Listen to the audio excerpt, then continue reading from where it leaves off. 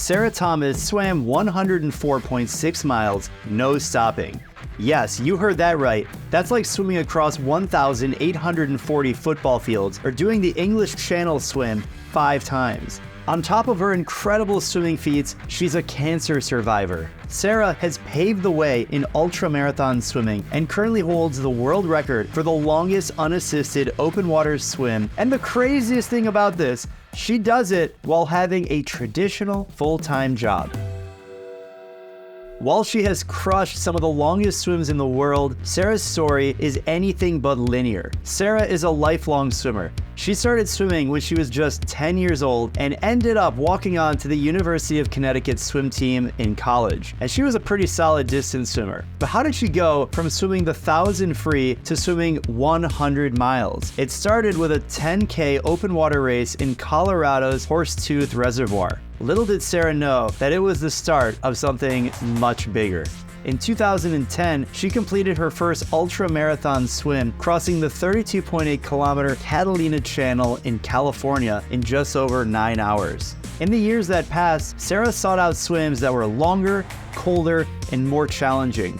After swimming 80 miles in Lake Powell, Sarah knew it was time to do it big. And in August 2017, Sarah swam 104 miles in Lake Champlain between New York and Vermont.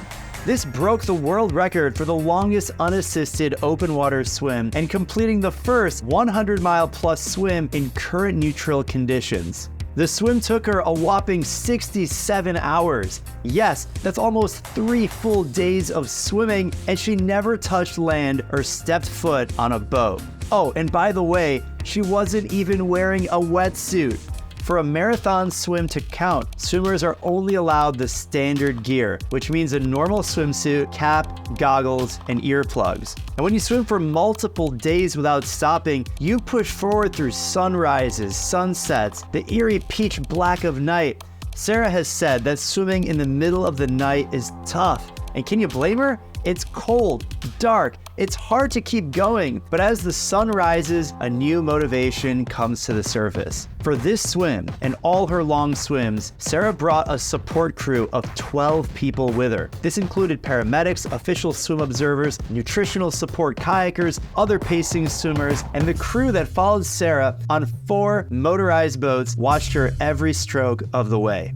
After battling wind and choppy water for over 104 miles, Sarah finished swimming Lake Champlain at 3:46 a.m. on August 10, 2017.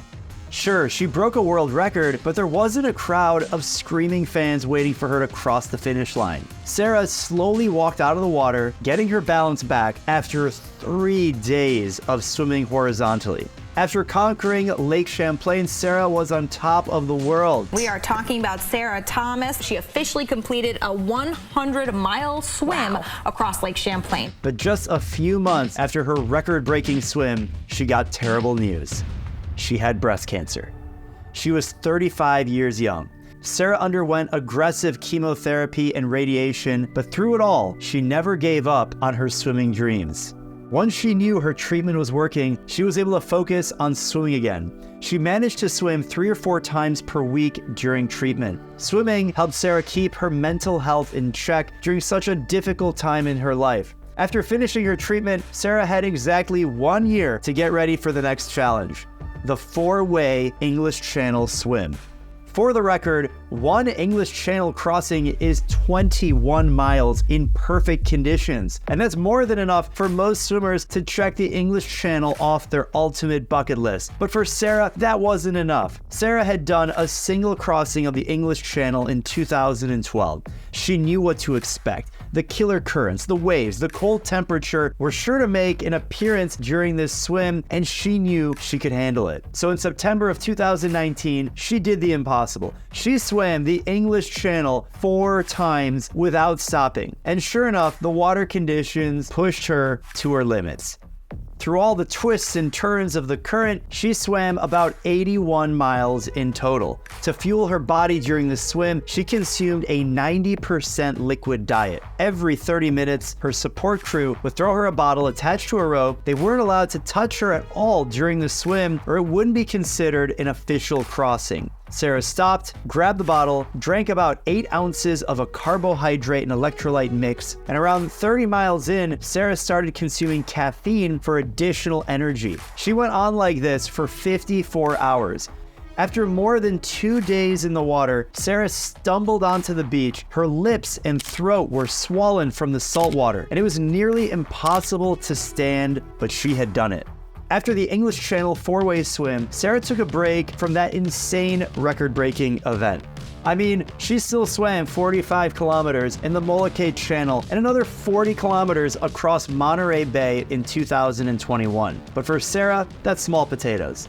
In July 2022, she set yet another amazing record in the North Channel, but she hadn't planned to. Sarah signed up to swim the standard single crossing from Northern Ireland to Scotland. The weather was looking good, and Sarah's support boat captain said they could make the double crossing happen if she was up for it. Now that you know Sarah, you know that she couldn't just do this one time, but to cross the North Channel multiple times. So she did it.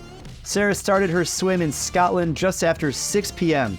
The water was choppy, a brisk 54 degrees Fahrenheit, or about 13 degrees Celsius. She swam through the night, running headfirst into dozens of Maine jellyfish, their painful stings marking every hour in the water.